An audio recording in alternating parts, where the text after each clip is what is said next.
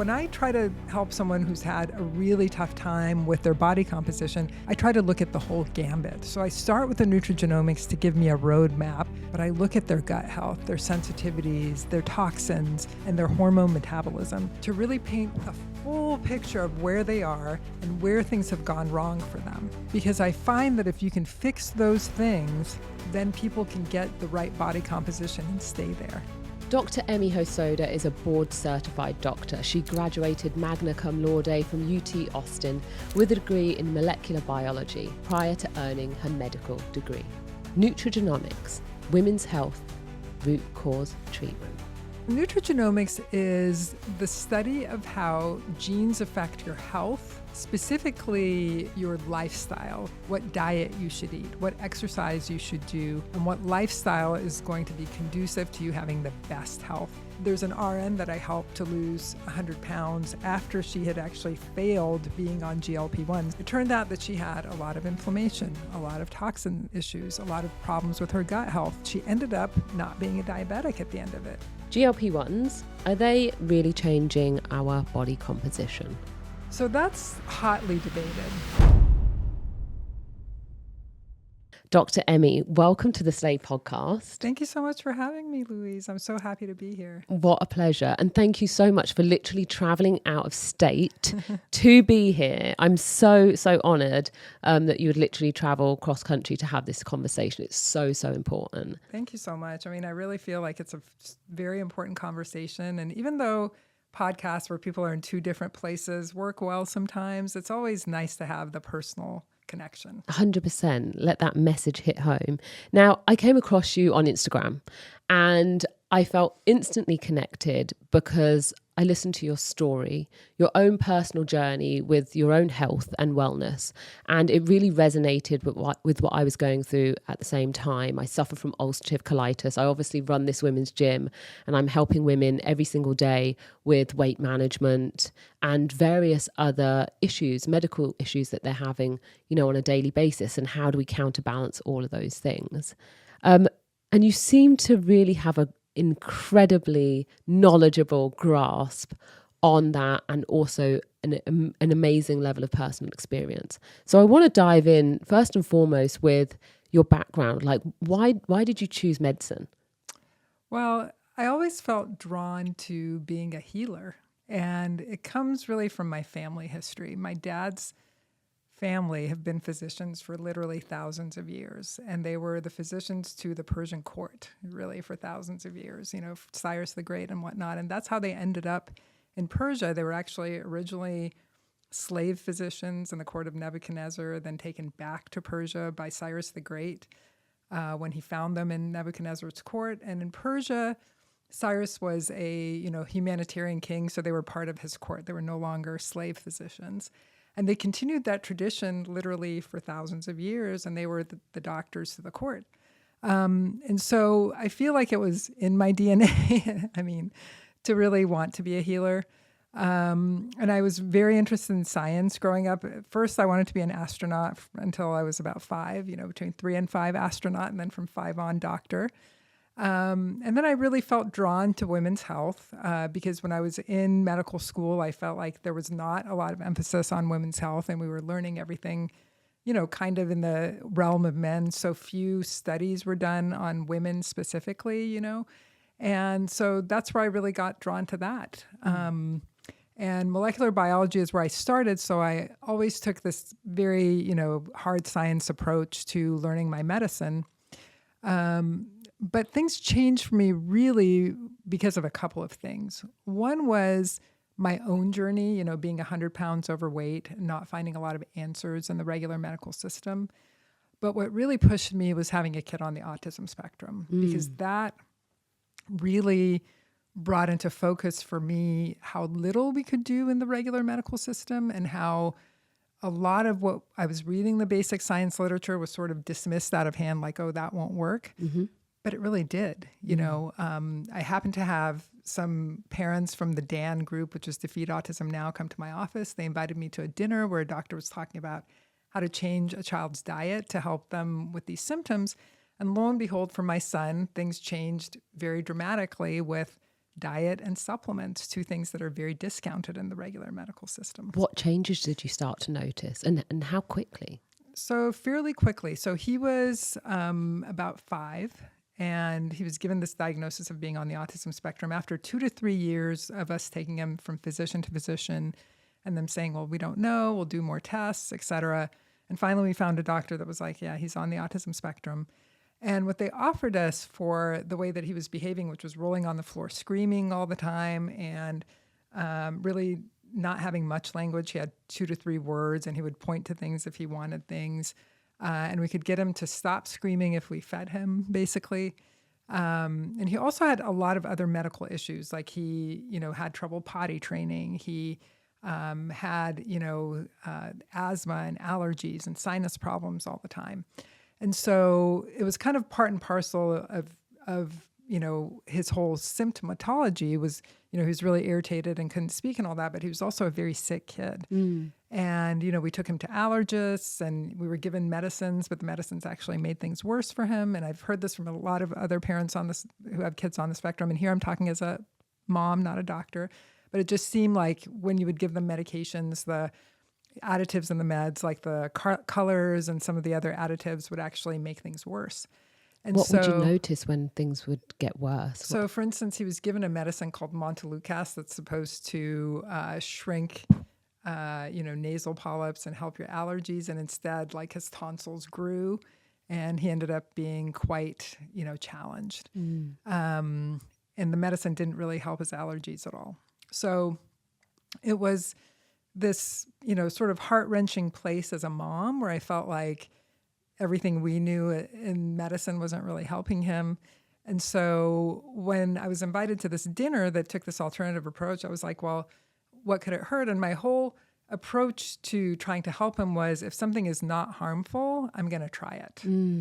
And so when they talked about this approach to, the behaviors that I was seeing that involved taking him off, artificial color and flavor, processed sweeteners, and gluten and dairy. And they talked about, kind of the intestinal issues that kids on the autism spectrum can have, where things that normal people might be able to hold in their intestines can leak across. So there's morphine-like compounds that come from gluten and dairy. Casein, which is a milk protein, can have morphine-like properties. Gluten also can. And so they talked about, taking them off these things. And so I took my child off these, and they also recommended fish oil. And within 3 months, he had stopped screaming. He still was intellectually quite behind, but he had stopped screaming. Wow. Looking back, what do you think the reason was for the screaming?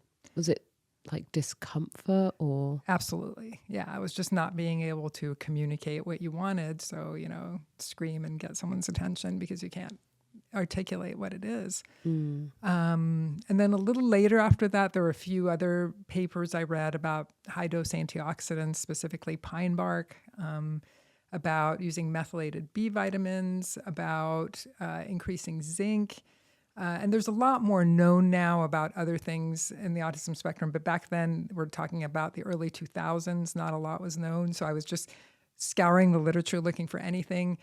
And when I made all these changes over time, he really changed. And, going through puberty actually helped him a little more to where he was able to graduate college, So every year he just got a little bit better. And now he's a kid that, is at 25 still religious about his supplements. I don't know of very many 25-year-old kids who are religious about his diet because he really knows that it can affect him. And when I saw the effects that these lifestyle measures had for my son, I just thought, well, if it's good enough for my son, it's good enough for, my patients.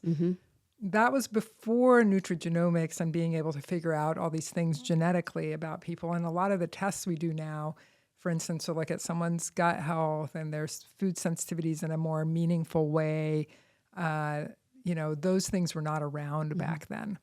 So quick question, what is nutrigenomics? For those at home who are hearing this word for the first time, if you had to explain it in layman's terms, what would that be? So nutrigenomics is the study of how genes affect your health, specifically your lifestyle. So what diet you should eat, what exercise you should do, and what lifestyle is going to be conducive to you having the best health.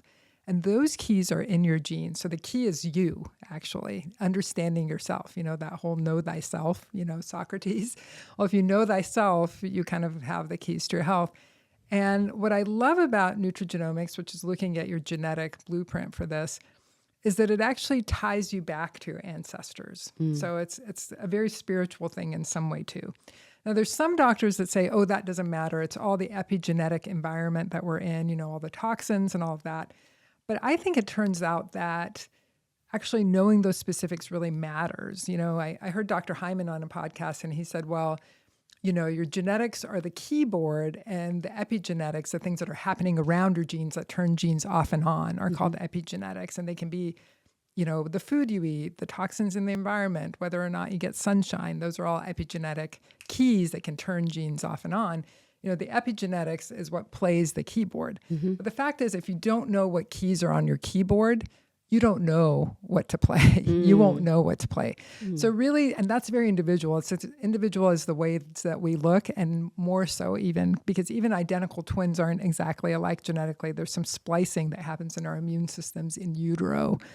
So the interesting thing is, that's our unique blueprint. And it really, some of us, for instance, have very robust detoxification pathways. So if we're confronted with a toxin, we can get rid of it. Even lead and mercury, there's different genetics as far as how fast we can get rid of it. Some of the thinking, for instance, about kids on the autism spectrum is that some of these genetics are not as robust. So when they're confronted with the same thing that someone else is confronted with, their detoxification mechanisms don't get rid of that as well. And it can happen in people who are not on the autism spectrum too. So perhaps, someone might eat gluten and dairy and just be fine, but other people, the way that their, intestinal system is set up, maybe their junctions aren't so tight to protect them against the gluten and the dairy. I don't think I have tight junctions. Yeah, that may be an issue. Maybe an issue. We can tell by testing. Oh, I was going to say, how would we go about testing our nutrigenomics?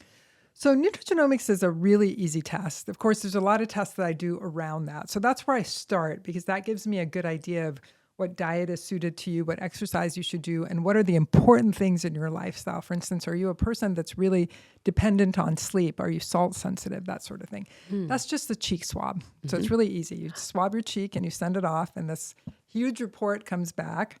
Now we can test, thousands of genes. When I first started, our reports would be 20 or 30 genes, and now there's thousands of different genes, and they can actually look at, collections of genes that affect something. For instance, whether or not you can get rid of oxalates, which are these things in vegetables that... Potatoes, do they have oxalates? Oxalates, the potatoes have a little bit. It's more in greens, though. So spinach has the highest amount of oxalates, for instance, and people think of it as a healthy food. But if you're a person that can't get rid of oxalates, you're going to have problems, because they're almost like little diamonds that can cut into your gut. They can cut into your joints. They can accumulate and cause something called pseudo-gout.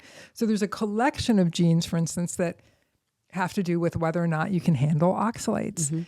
And, so there's people who, are influencers selling this green drink to everyone. Right. But the fact is, it might be healthy for some people who can handle oxalates, and it might be just the worst thing. Complete poison to somebody else. Yeah, increases inflammation. For kale have oxalates in? Kale doesn't have much. It doesn't have much. Yeah. The only reason I ask is because kale it never fails to mess me up. Like, my system always says no.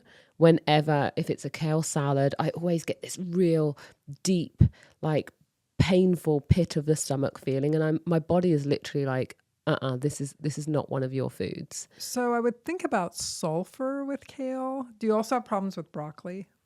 I love broccoli, but it has been recommended via various testing, a Viome test, that I kill the broccoli.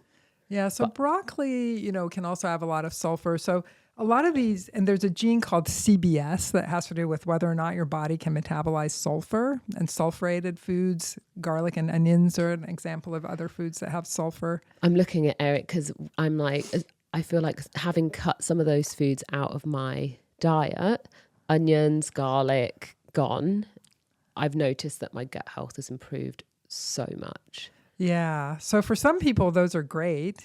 Some people require sulfur and they have a CBS gene that's robust and is just getting rid of sulfur really quick. But I'd be interested to see whether your CBS gene is slow. Okay, I'm going to send you out the door with a cheek swab so we can settle this argument once and for all. That's right. So, so with one simple gene swab, we can get our nutrigenomics. That can give you almost like a passport to somebody's health. What are you doing with that information when it comes into your surgery, into your clinic? So one of the things I do is I look at what diet are you best suited for from a body composition standpoint. For instance, I have a gene called FTO. 75% of us actually have one or two bad FTO genes. 25% have two, quote, good genes. What's FTO? So FTO is an obesity gene. Mm-hmm. If you have a bad copy of FTO, you really need to get a lot of protein to lose weight, something like 1.5 to 2 grams per kilogram of ideal body weight. And for those of us who are in, the King system still instead of the metric system, so a kilogram is 2.2 pounds. So about half, you need your body weight in protein a day if you have the A copy or the bad copy of the FTO gene. So that would be like the 1 pound per gram. The 1 gram per pound of body weight per day. So per pound. Yeah. Yep. And so if you don't get that, it's pretty impossible for you to lose weight. If you're a vegan, that's going to be really hard. I was vegan, and that's when I was 235 pounds eating my quinoa and lentils all the time and brown rice and wondering why I couldn't lose weight. Well, I wasn't getting anywhere near, a pound, a gram per pound of body weight. And so knowing that about myself, I knew that I had to really up my protein. And when I started adding grass-fed beef and cutting out a lot of the simple carbohydrates, for me, that really helped. Now, the opposite is a cardiologist who I was helping, who's also a cyclist, so he's burning a lot of calories. But he's the only cardiologist that I know that went on the carnivore diet trying to lose weight, because he was like, I've tried everything else, calorie restriction didn't really work for me and all of these things. And so when we did his genetics, he actually had 2 good copies of the FTO gene, and he really was kind of poisoning himself with the protein, because if you have the TT variant of the FTO gene and you overdo protein, you're actually going to be hungrier. And so he needed a more balanced diet. He did well with oxalates, well with nightshades.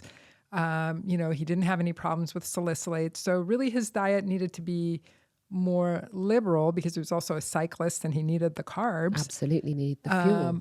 But, the problem was that he had issues with iodine metabolism, vitamin D metabolism. Those were the things that were keeping him from losing weight, not getting enough magnesium for his genetics. So looking at him, it was like, well, you need to, get to this level of vitamin D. So usually, 50 is the level where a lot of the literature says, most people are good. The lab cutoff is 30, weirdly, but 50 is the level for vitamin D where people are supposed to be good. People who have 2 bad copies of the vitamin D gene, they need to be at 80 usually. Now, don't do this without talking to your doctor, because vitamin D is very specific and they need to know your kidney function. But that's one of those things that we caught for him. He had trouble, picking up iodine, so his thyroid function wasn't very good, and nobody had checked detailed thyroid labs on him. And so for him, it was a totally different solution than what worked for me, even though we're both, high stress doctors that work out a lot. If you have the FTO gene, you must do HIIT workouts. Now, that has to be balanced. For instance, if somebody has the SERPIN A6 gene and they can't get rid of cortisol, you're going to have to modify their workouts knowing what's going to happen to them hormonally. So it's really much a very personalized thing for each person. It's not like a cookbook, because we're all so unique and have such a mix of genes. And so, it's really important to really know what our specific issues are, what our specific things that are going to help us is. So you're providing obviously personalized care plans. Now my brain is like ticking, ticking, ticking. I'm like, I want the Nutrigenomics for every single client that comes through the doors at the Slay Gym. Yeah, and because as a personal trainer, years back, I actually did a DNA test. It was with a company called DNA Fit. And, I found out that I was 50% endurance athlete and 50% power athlete, which I was like, this makes sense. This is why I competed in the Olympic Games as a heptathlete, because it was that real cross section of speed, power, being able to endure, high intense, exercise for 2 days long. And I was like, this makes complete and utter sense. Absolutely. And also my training was absolutely primed for that, because I couldn't lean into one place or the other too much, because the demands of the heptathlon were so specific. And so in my mind, I've kind of known about this just through my experience in track and field for a long time. And I always say, whenever somebody walks through the door, I'm like, I feel like from their genes and their body composition, I'm like, okay, I feel like you need to train like this. And that's really just come from, seeing lots of athletes, and more importantly, seeing of lots of athletes in their peak and prime performance. But I would love the opportunity to have that confirmed and backed up by a nutrigenomics test. I feel like it would cut so much time and fluff away from the time spent in the gym, perhaps doing the wrong type of training and, getting nowhere. And also it would probably cut down so much frustration for the person that's walking through the doors and is in that kind of battle state with their body and that wondering what's going wrong, why. Now, that was you, wasn't it, at one time in your life? It was definitely me. And, my journey was long and circuitous. So, I had some weight problems as a kid, but not nearly what I ended up with, which was 100 pounds overweight. And what happened to me was I had rheumatic fever as a kid. And because of that, back then in the 80s, if you got rheumatic fever, they were afraid of you ever being exposed to strep again. So they would put you on antibiotics every day, which was a little crazy. Wow, that seems like overkill, no? Yeah, it was a little nuts for the rest of your life. And it wasn't until I actually went to medical school that one of my rheumatology professors was like, no, that's not right. You shouldn't do that anymore. But rheumatic fever is where, you get a strep infection and it attacks your heart, basically. And I was really lucky that they caught it before it attacked my heart, but they would put you on these antibiotics. So I grew up with like all these sorts of rashes on my arms and things from having so many antibiotics. And now I recognize that as someone who has candida overgrowth, like doing functional stool testing, I notice that. I also, had a lot of mercury fillings, and I had a dentist just drill them out of my mouth with no, they're supposed to put like a barrier that just surrounds your tooth. And a lot of the biological dentists now that are very aware of mercury, they'll actually have a really good ventilated room. They'll cover everything, but it was none of that back when I had it. So I ended up having really high mercury levels. And so that was actually when my issues with a lot of food sensitivities and gut health problems started. And that was one of the things that I had to solve. So nutrigenomics is really a good place to start. And it also gives you information about gut health that you don't get with regular testing, like, are you sensitive to oxalates, like we were talking about? Are you sensitive to salicylates, which are in like aspirin, but they're also in a lot of foods like blueberries and turmeric. And they're in foods that people would never put together and may not end up showing on a sensitivity test. So it does give you really good clues about where to start, not only with what diet you should eat for your body composition and what exercise you should do, but what your possible sensitivities might be that aren't caught on a regular food sensitivity test. But the other tests are also important. So, figuring out if you have chronic infections going on, if you have issues with your microbiome or your gut lining, figuring out if you have certain food sensitivities that are real. And that's, there's certain testing for food sensitivities that's really very non-specific, like the IgG4 testing. I was going to say, what do you mean real? Real. So what I found is that if you do IgG4 testing by itself, all you're seeing, and that's the food sensitivity test, not the food allergy test. So food allergies test for IgE. And the regular medical system only accepts that as an allergy. Right. But so if it flags up, then you have the allergy. You have the allergy. But Sensitivities are really more long-term things. They don't happen immediately. So with IgE reactions, you're going to get hives, you're going to get anaphylaxis maybe where you pass out and your blood pressure drops. You're going to get, immediate issues. Maybe you'll start wheezing or your throat will close. But sensitivities are things that happen hours to days after you eat a food. And usually they're mediated by IgG4, which is a more long-term antibody. The problem is people can make IgG4 to just everything that they're eating if they have poor intestinal permeability, which is known as leaky gut in the colloquial literature. And when I was just an internal medicine doc, I was like, what is this leaky gut? Is it real? And yeah, it is. I mean, there's actually studies that look at bad, increased intestinal permeability. And one of the places that they look at it is kids in the autism spectrum. So back when I was researching my son, I looked at this paper, Hovrath et al. From 1991, that showed that kids on the autism spectrum actually did have increased, leakage of this sugar from their gut into their blood that they should never have leak out. So this issue does exist. And so if you have this and you do a regular IgG4 test, what it will show is everything that you're eating. But there's a couple of tests that have kind of gone beyond this idea. One is a test I like to do called KBMO. That one actually tests for complement, which is the final pathway of inflammation in the body. So it pairs IgG4 with this final pathway of inflammation.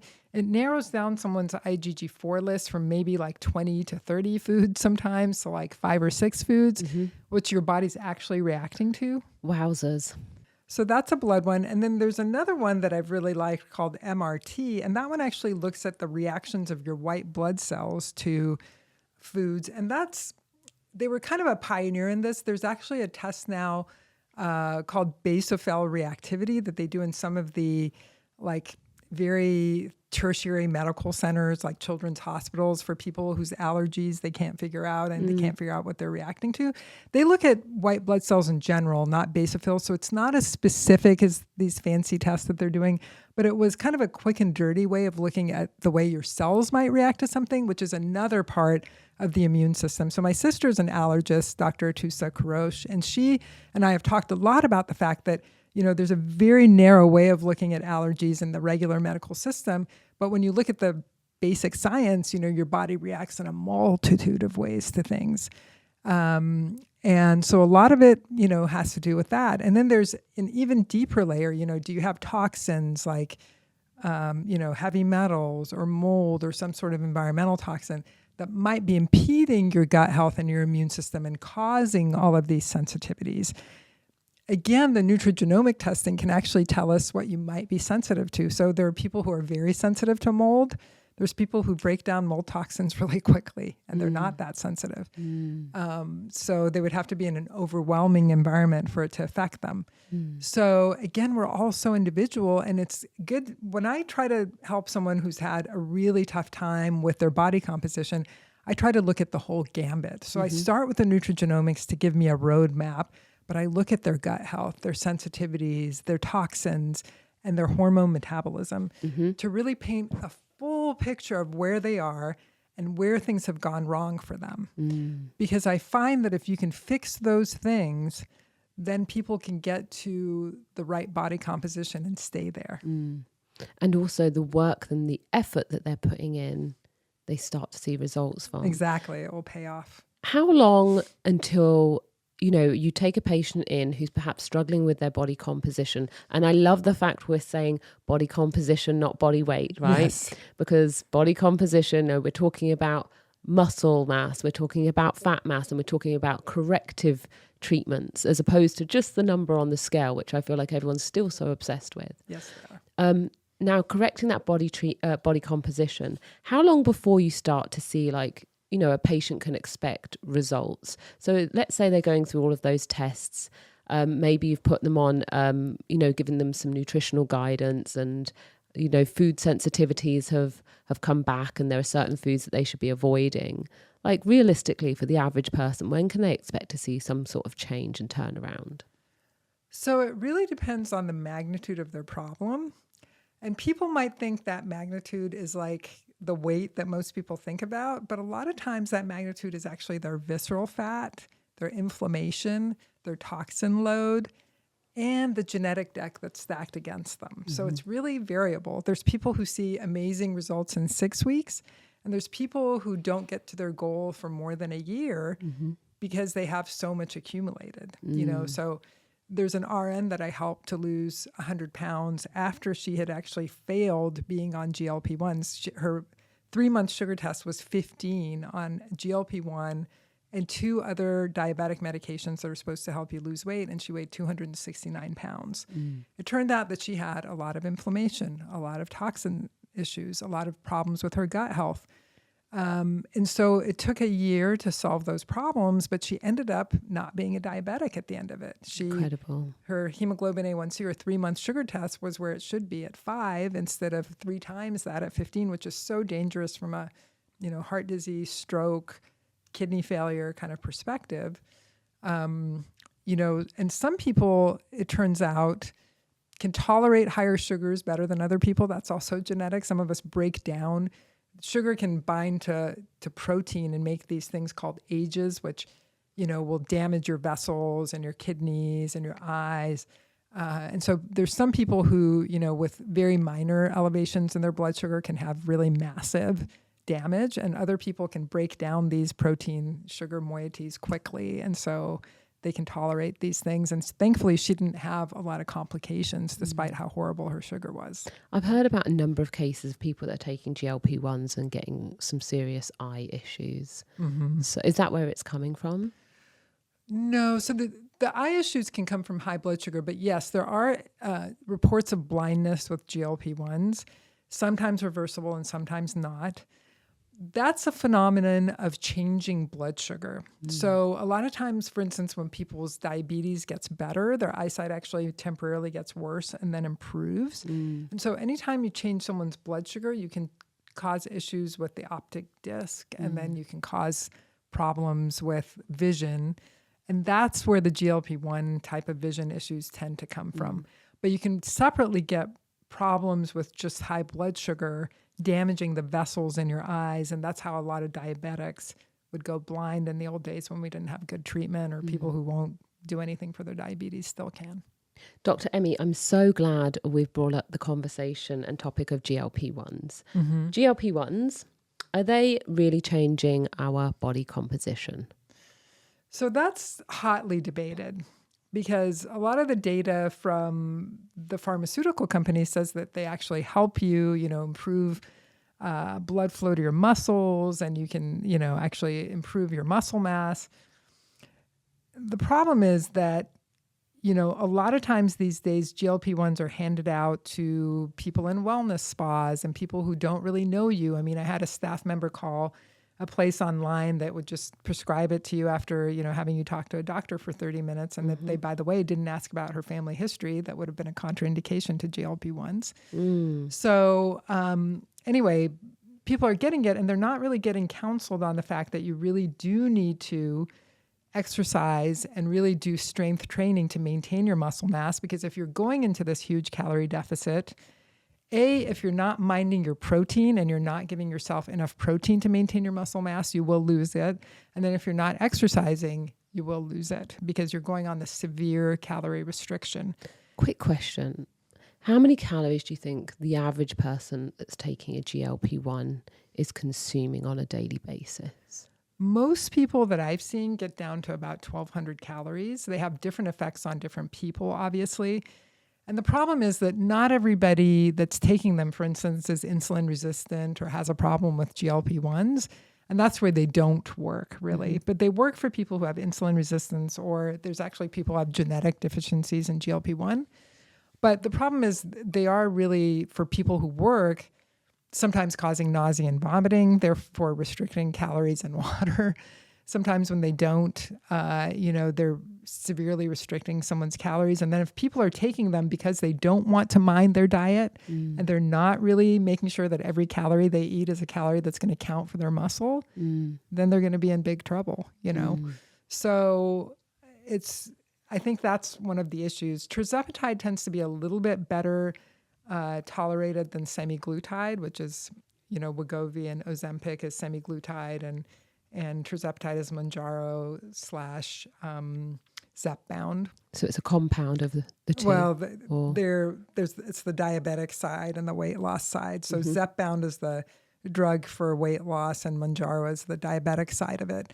Those tend to be a little bit better tolerated, but still in my practice, what I found is when they're used for weight loss without the proper counseling, without the proper thought to, how is this person going to come off of this? Yeah. So what I found is, if I can figure out what's going on with someone, what is keeping them from getting to their goal, and they actually do what I tell them to do, that's the main thing. If they're motivated to do it, then they literally don't need the drug, because the fact that they're eating the correct diet for them, they've gotten their gut health to the right place, they're exercising, they're staying away from the foods that cause them inflammation, for instance. Those things alone will get them to their goal weight. And I've had so many patients that have come to me for medical issues. They were overweight, but that wasn't really their concern. But once we have looked at things from a whole perspective, they've just naturally, lost fat and gained muscle because they're eating a healthier diet, they're exercising, they're taking the correct supplements for their genetics, the right diet for their genetics. Similarly, with clients that I've helped, they didn't come to me for their medical problems. They came to me for weight loss. I've helped them to lose weight by using this sort of root cause whole person approach. And they've noticed that their medical issues have gotten better. Like one lady who had swelling for her whole life and had to take, diuretics to reduce her swelling. Once we figured out what foods were causing her inflammation, once we did things to heal, the lining of her gut, she no longer needed to take diuretics because she wasn't hanging on to excess water from inflammation. Incredible. So incredible. One of the questions I wanted to ask was, I'm going to fluff that one, but so with the GLP-1s, would you say that the work is exactly the same? If you're on the GLP-1 and if you're not on the GLP-1, this is the interesting, conversation and the dichotomy and the conversations that we're having in the gym every single day. I'm kind of like, okay, so if you're on a GLP-1, then you need to be lifting weights, you need to be consuming a decent amount of protein. If you're not taking GLP-1, you need to be lifting weights and you need to be consuming this decent amount of protein. And so I think you're right in the sense that there are, in some cases, people that are using these medicines as a crutch. But do they carry or come with any long-term risks? Yes. And I think the long-term risks are, to be elucidated, I think. But there are some reports of bowel obstruction. There are some reports of, possibly the increased risk of medullary thyroid cancer, although that's usually in people who are genetically susceptible. Possibly the risk of pancreatitis. Again, some studies say yes and some studies say no on that. And then there's the whole aesthetic portion of it, what people call, quote, Ozempic face. And there's people that say, well, you can get that from losing weight quickly in any way.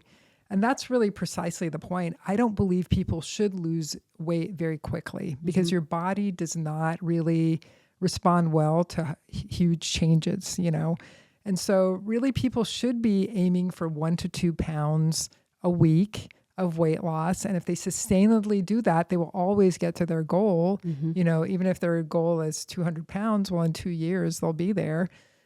So really losing drastic amounts of weight is not healthy for anyone under any circumstances. It can cause you to get gallstones. The hormonal shifts are massive. And so, yes, the work is exactly the same. I mean, there's people who don't have a lot of weight to lose, and maybe they are crutching the GLP-1 for their 10 to 20 pounds of weight loss. But those people will for sure lose muscle. They will for sure not end up looking the way that they want in workout clothes. So if you use a GLP-1, you will do the exact same amount of work if you want that GLP-1 to help you to get cut and to look good. If you're doing it for looks. So I have seen, like, for instance, a doctor who's a figure competition person using GLP-1s, but she is extremely amazing about her diet. She is, working out to the T, in a very disciplined way. And she's also using machines that build muscle, which was one of the things I did that really helped me. Outside of my, 5 hours a week of strength workouts, I use machines. And so, she's probably the one person I've seen that's optimized her, small dose of GLP-1s. But for most people who are just getting it at a med spa and not putting in the protein work, the work that they need to be able to build strength and maintain muscle, it can be a disaster. Let's talk about the reversibility of these drugs, like coming off of these drugs. Mm-hmm. Are there any statistics or numbers, that suggest that, like, how many people are actually retaining the weight loss? So as far as that study, there was a big study published in the New England Journal of Medicine, and it was on semaglutide. And on that particular drug, people who came off of that drug who had taken it for weight loss, within a year, they had gained, 2/3 of the people had gained nearly all the weight back, minus maybe 10% in some cases. What I've seen in clinical practice is most people actually gain that weight back and more. And if they haven't been stewards of their muscle mass, now they're in a worse place from a body composition standpoint, because now they've lost muscle mass and gained fat. Mm-hmm. And so I would say that these medications are like a loaded gun. Mm-hmm. I mean, there's ways of using them, and I've seen people use them really effectively with good counseling. But of course, there aren't really long-term studies of the once-a-week ones that we use for weight loss. There just aren't. There's uses in diabetics, but are there general studies in like huge populations using them for weight loss for years? No, there's not those studies. And so we don't know what the long-term effects are really, for everybody. And there's probably some adversity to airing all the things that are going on, except for when they're dramatic. So, I did a video a few months back about a lady who did have bowel obstruction, passed out, had to have a piece of her bowel removed. And, at the time, the bowel obstruction issue wasn't even on the prescribing information for these drugs. It was unknown, it came to be later. And so, and if she hadn't had this dramatic case, would we have really known about it, or would it have been publicized? Right. I don't know.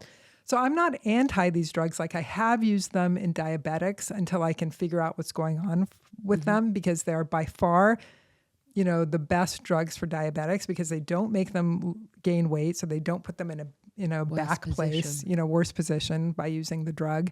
And they are addressing some of the baseline things, like, a lack of the ability to make GLP-1 in many of these people.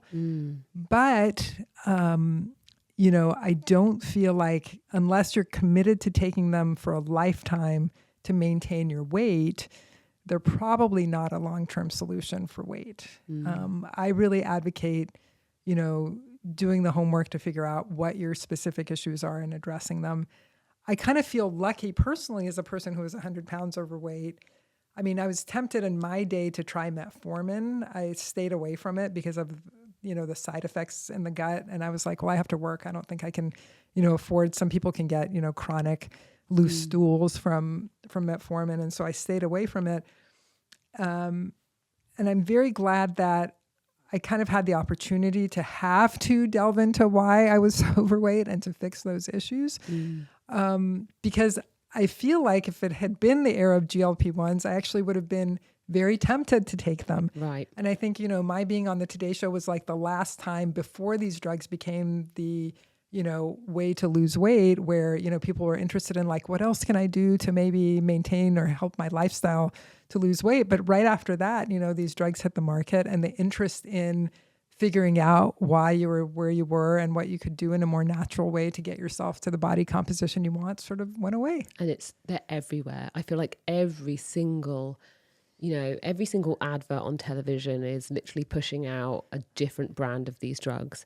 The thing that really concerns me actually is going to be the number of actually severe cases and deaths that are linked to these drugs, but it will be caused by, on the death certificate, it might say bowel obstruction. Mm-hmm. But the bowel obstruction is a result of, the taking of these medications. Food noise, is it real? Food noise is real. I mean, as a person who's had it, I know it is. Usually insulin resistance can cause food noise. And the way that it does it is, you have an insulin receptor. That's what insulin resistance is you have an insulin receptor on your cell that's supposed to respond to the signal that insulin sends, because insulin is a hormone and hormones are signals. So a lot of people don't understand what hormones actually do. They actually signal your cells to do a certain thing. So insulin is supposed to signal your cell to take in sugar. What happens when you're insulin resistant is that receptor doesn't work very well. And so the insulin comes and it doesn't take in blood sugar, and your blood sugar goes higher and higher. Finally, it hits this place where there's enough insulin that the receptor goes. And at this point, it sucks in, the blood sugar to normalize your blood sugar. But when it does that, because the amount of insulin is so high, your blood sugar can really nosedive, especially if it's high and you've made a lot of insulin. And so when your blood sugar hits, rock bottom, your brain's like, hey, dummy, eat something, because historically, I mean, when our blood sugar was low, we were starving, correct? Absolutely. And so that's where, our brain that sustains us, our, primordial brain is telling you to eat. And that's where people with insulin resistance usually eat, is when their blood sugar drops, they start getting really shaky, and that's when they usually reach for the wrong thing. And so food noise is real, but food noise can be planned for, and food noise can be managed. And there's also some time-honored herbs that can really help. How would you manage it? So one main thing to do is to actually front load your day with protein, because eating protein can actually help you be less insulin resistant. And there's studies showing this, that, starting your day with protein actually helps that. And so those sugary, carby cereal breakfasts need to be out the window if you're trying to maintain a good body composition. Like, I will eat steak for breakfast. And if you're vegan, then have lentils, just have the highest protein thing you can have. And then having fiber before you start eating can be another really big trick. So I start my meals with some cucumber. And, because I have oxalate problems. If you don't have oxalate problems, you can do celery. Celery is high in oxalates. But if you don't have those issues, it's a good way. So eating fiber before meals, sometimes eating a few things like a low-fat nut like pistachios can be also a way to increase fiber and fat before a meal so that you feel more satisfied. And then, depending on your genetics, sometimes fasting or fast mimicking can really help. So there's people who have a gene called ADCY5 where they don't do super well with intermittent fasting because their body actually increases their blood sugar in the fasted state. About 25% of the population. Everybody else does well with intermittent fasting. If you have ADCY5, you can still fast mimic, and I have it. And so I still don't eat much after 2 p.m., but I eat cucumbers and a bowl of blueberries.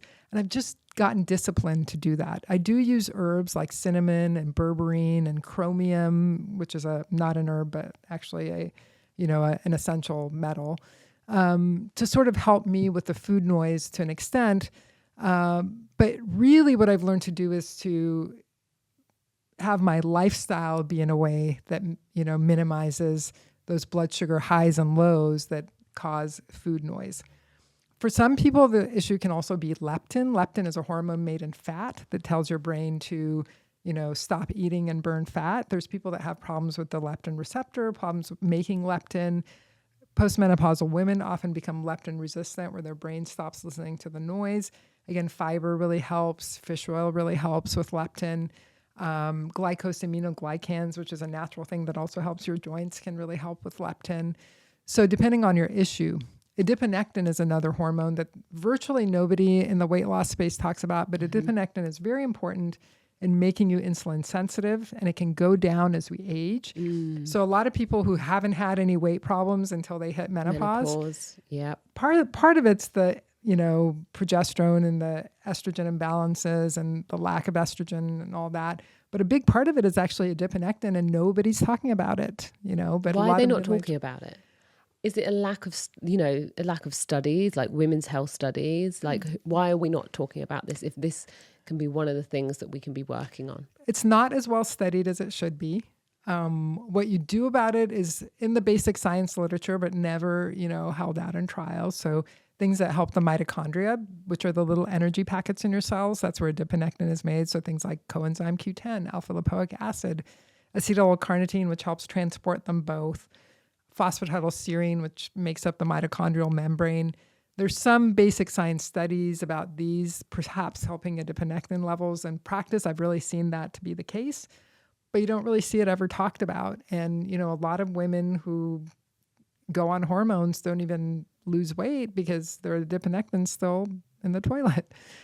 So they're more insulin resistant than they should be. And most of us do get a little bit more insulin resistant as these changes of menopause and andropause happen to us. One of those first changes is actually DHEA. Yes. DHEA is a hormone made in the adrenal glands that actually counterbalances the effects of cortisol. And it goes down as we age. And it can go down more in certain people who are under stress, for instance.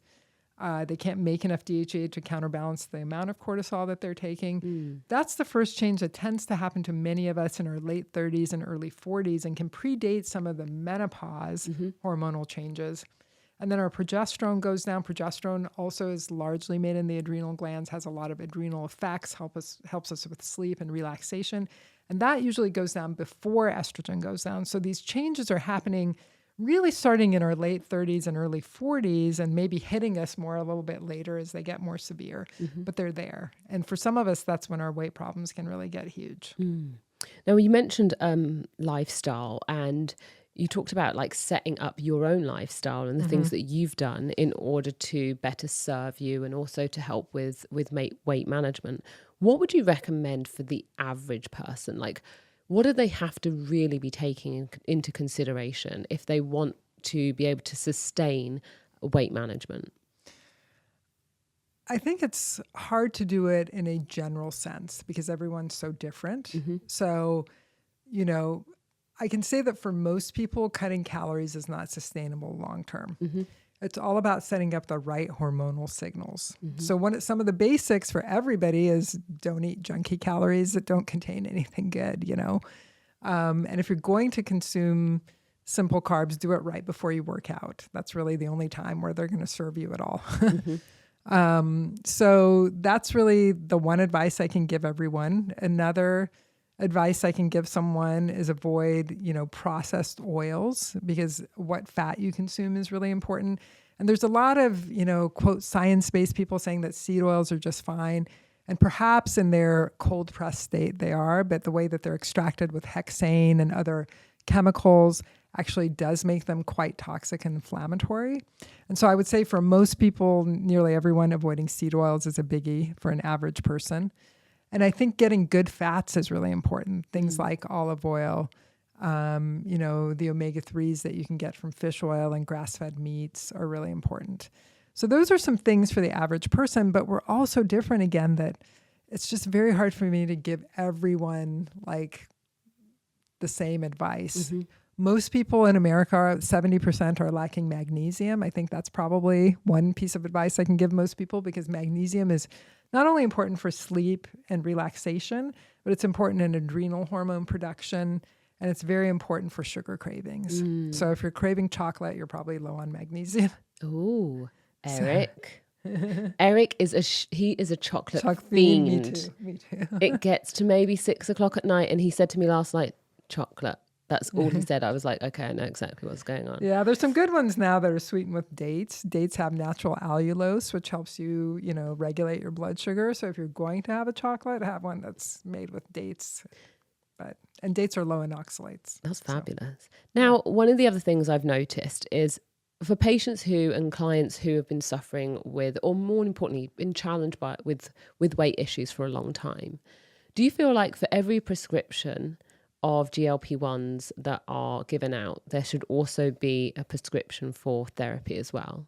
Because I feel like one of the things that is going completely and utterly unaddressed is our personal relationship to food, which I think can make us more susceptible to perhaps not want to look at the root cause treatments and to look at our underlying health issues and to want to find out about our nutrigenomics And it's perhaps one of those things that tempts us to just jump straight into the quick fix, pharmaceutical driven, like long-term kind of loop of medication and perhaps over medicating our bodies. Yeah, I mean, that's one thing we didn't talk about, but really like a big part of my programs is mind body wellness and encouraging people to do trauma therapy and nervous system regulation, because that is really huge. And there are people who I've seen achieve their goal and then reverse it totally because of unaddressed trauma. And this was early in my career. I was just a young doc, and I had a patient that had become a Weight Watchers leader. And I myself was, struggling big time with weight. Then I was 235 pounds, and I was like, wow, she's lost all this weight. This is so amazing. Well, then she actually gained back every pound of weight that she had lost. And the reason was that she had been traumatized as a child, abused. And, her weight was like her way of cushioning herself from people looking at her, from being noticed. And so when she got down to that weight and was a leader, it just like hit her in the face, like, oh, people are looking at me, And so she gained every single pound back. And it can be powerful, not as dramatic as her for most people, but it can be that little thing that, takes you back, because somehow that weight is something that's, making you invisible, because there is that, total discrimination against people who are overweight in our society, that overlooking, that fading into the background that can happen. And so for some people, it's, coming out of that background is really difficult. What do you say to those people at home that have unaddressed trauma, that know that it's there, they know what the issue is, yet they're not ready yet to address it? I would say, find it within yourself and find the system that works for you. There's a few different ones that can help different people. People talk about EMDR. I've seen some people for whom it was really helpful. My sister, for instance, found it very helpful. We both, left Iran as refugees when we were like 7 and 9 years old in the late 1970s. And so for her, EMDR was really helpful. Other people have found, other systems like IFS really helpful. So you have to find the system that really fits with your own philosophy, I feel. There's not one system of dealing with trauma that's good for everyone, but you have to really find the one that is going to speak to you and to help you to deal with it. But if you ignore it, it will, definitely rear its ugly head in a physical symptom or a physical disease of some kind.